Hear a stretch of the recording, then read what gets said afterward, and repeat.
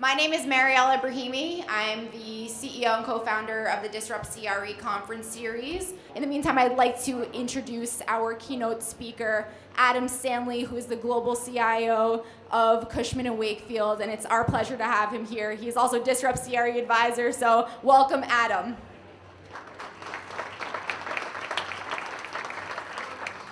Always fun to be the first thing after lunch.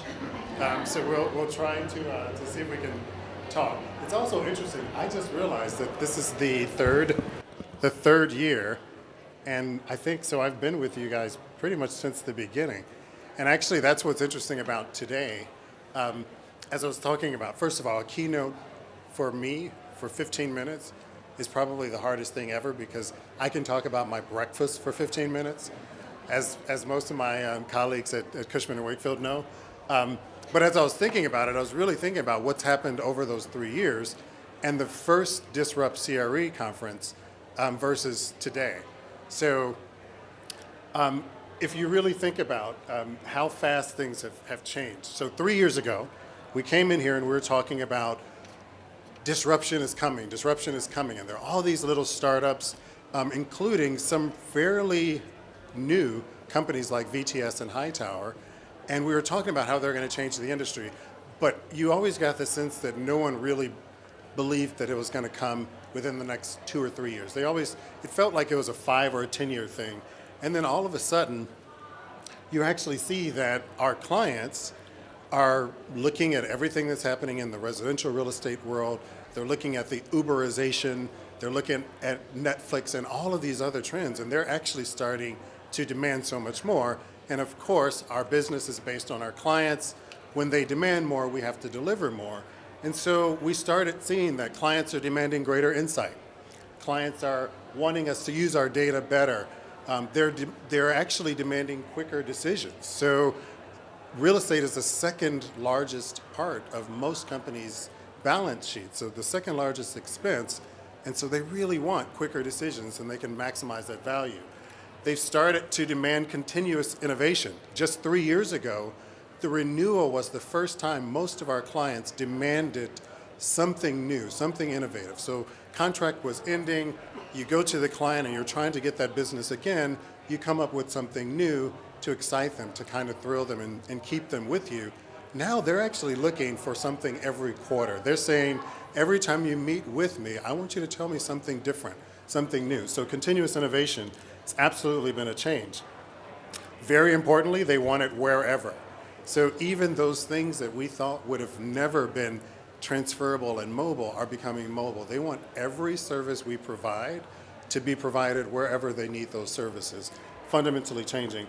And finally, they still haven't changed their basic requirement, which is that they want it at a lower cost. So they want it faster, quicker, more robust, more innovative, and they still want it at a lower cost. And so what's happened to this industry, which is actually really exciting to me, is that it's forced us to change. And so now our industry is finally changing. And I think it's happened a lot faster than most of the people, maybe not the folks in this room, but certainly most of the people back at your corporates expected.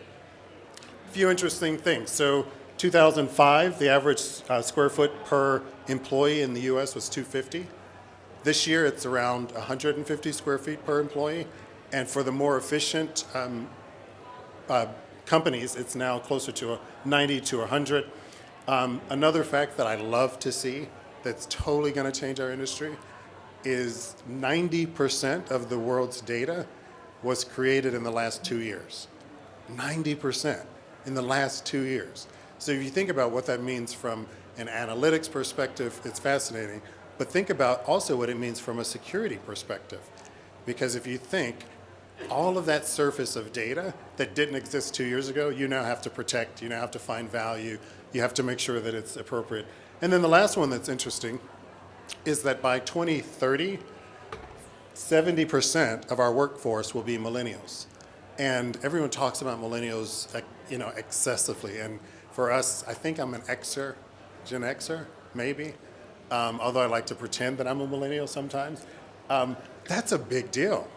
70% of our workforce. And so, but at the same time, you're going to still have a very broad mix of people. So you still have your boomers, your echo boomers, your X's, your millennials. You have your Z's, these new folks who have literally never lived a day without some of the technology that's, like Facebook. So it's a fascinating change for us. And so all of these things are actually causing you guys to be more creative, to be more innovative, to push harder than you've ever pushed before. And so we're seeing things that are more amazing than we would have expected to see. We're seeing the monetization of data. Everyone's realizing that data is not just about gathering thousands and thousands of lines of information, but it's actually taking that information, processing it, and actually packaging it, and actually creating value from that information.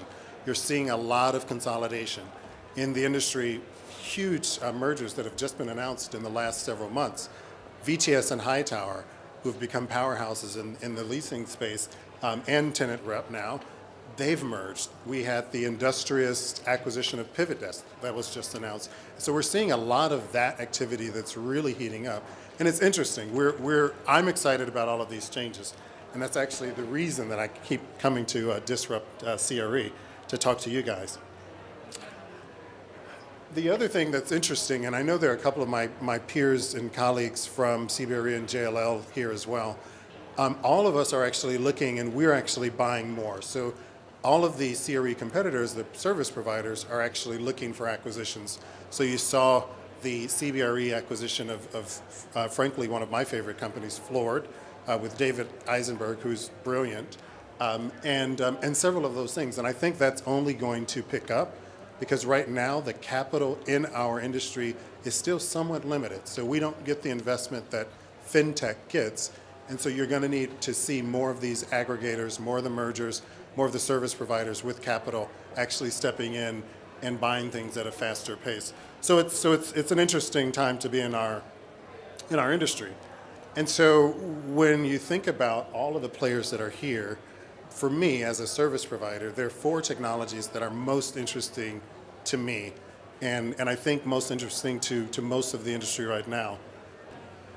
These are things that you've seen. So of course, artificial intelligence, not to be confused with robotics. A lot of people confuse the automation and the RPA with AI. RPA is interesting to me. AI is fascinating to me, and we'll talk about the difference. Mixed reality, virtual and augmented reality, fascinating things for the industry. Analytics will always be important for the industry as we move from big data to analytics. And then autonomous, not just driverless cars, but everything autonomous is fascinating to me. So I'll quickly talk through a couple of these things. AI, when I first walked in here and I saw these screens, I was like a kid in a candy store because I thought about one of my favorite movies, which was Tom Cruise's Minority Report. So years ago, Minority Report comes out, the whole theory that you can use data and you can actually predict when someone is going to actually do something bad, and you can arrest them before they actually do it. I mean, it was 10, 15 years ago, no one would have thought that was even remotely possible.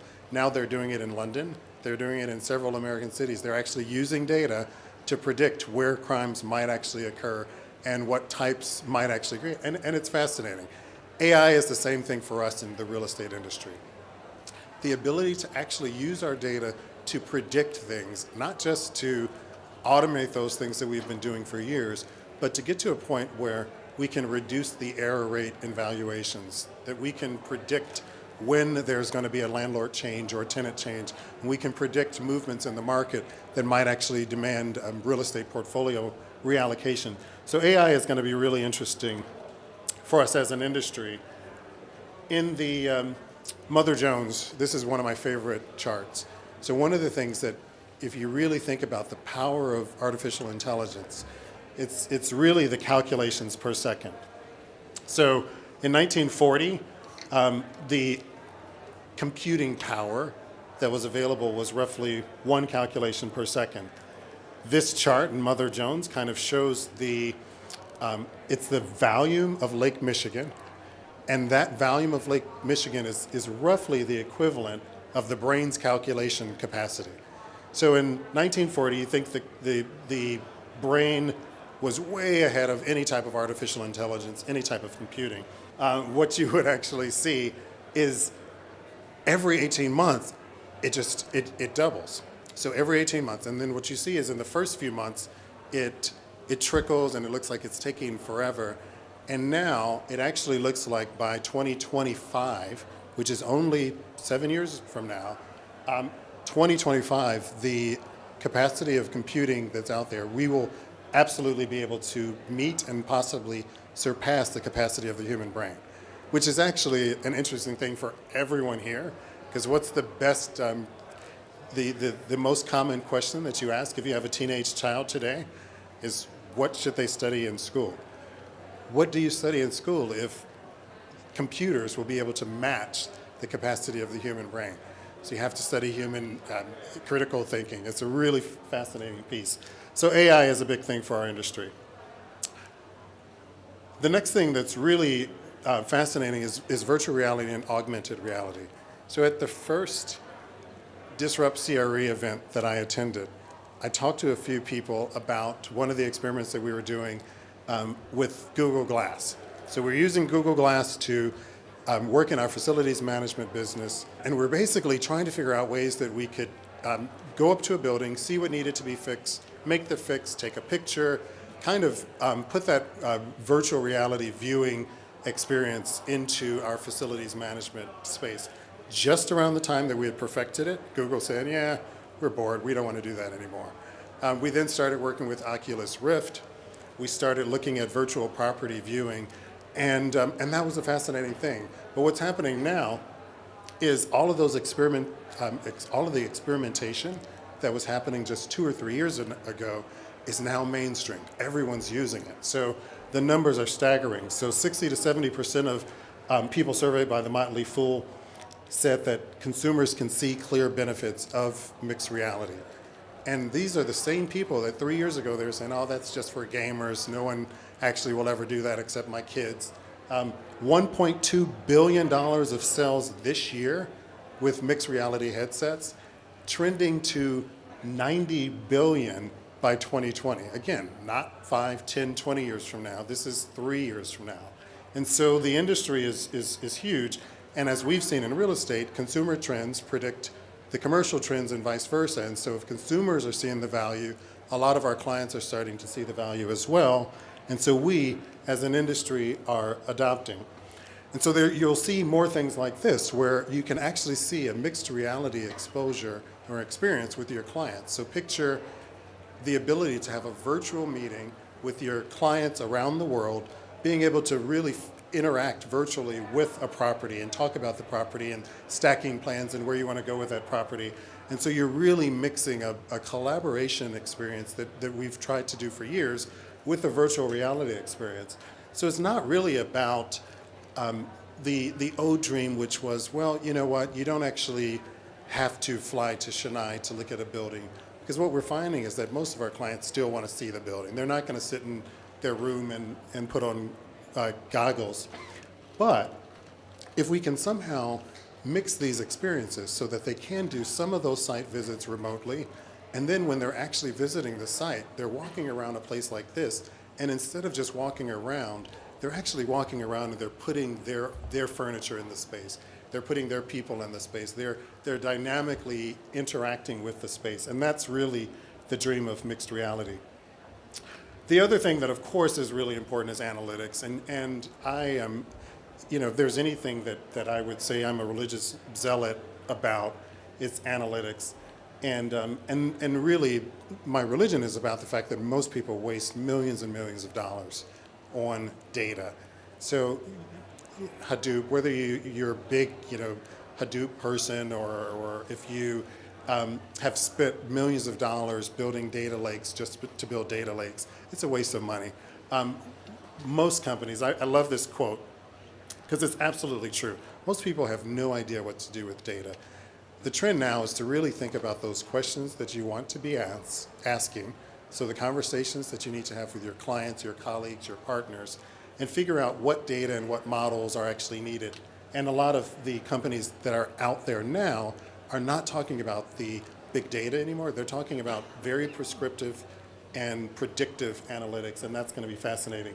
And you see that a lot in the real estate space, a lot of the work. So imagining being able to show your client a more rich data-enhanced vision of their property in respect to the related neighbors. So a lot of stuff in analytics. And then I think my pet, the thing that I'm most excited about for the next 5 years, I think is the autonomous. And of course, everyone talks about the driverless cars. And despite the fact that there was a recent crash with Uber and they put things on hold, it's gonna come, guys. It's gonna come. And I do still dream of the day that I'll pull up at my office and get out of my car and then send it back home, so I don't have to pay for parking, I don't have to look for a parking spot. But it is still predicted that a large percentage of our population, 15%, within the next 5 to 10 years will actually be in the driverless space. And there are lots of benefits of this. More efficient use of limited space being the largest one. There's a building in Boston that recently restructured the entire building, and they went from roughly 2,000 parking spaces to around 800, if I remember correctly. And basically the theory was people don't need cars as much as they did with the Ubers and all of the other things that have taken place. So fast forward to a period where you actually have more driverless cars, you can actually see even less of a need for taking up valuable central business district real estate for parking. So imagine the value that you can unlock in the thought of going from having to use 100,000 square feet to maybe only 30,000 square feet, because you're not actually using your space more efficiently. The other thing that's interesting is to not forget that autonomous vehicles are not, of course, just drivers. There are also other things. So we're experimenting with ways that you can use them in facility management and mapping out facilities. We have, I don't know this guy's name. I'm sure Andrew, one of my guys, actually has a name for this guy. But there are lots of ways that you can actually use autonomous vehicles to control certain processes and to do certain things in your buildings. There's one that we're looking at that takes 1 day to learn your pattern for cleaning a building. You train it for 1 day, and then forever it can actually do everything that you need to do. So these are the things that I'm looking to hear from you guys on. This is what keeps me excited about this industry. I'm hoping there are lots of you here that have stuff to talk about in AI, virtual reality, in analytics, and with autonomous vehicles. Enjoy the session. DisruptCRE is one of the best industry events in our industry, and I don't say that just because I'm on the advisory board or an advisor, but it really is. So enjoy the event. Thank you so much for letting me kick you guys off, and I'd love to meet some of you out here.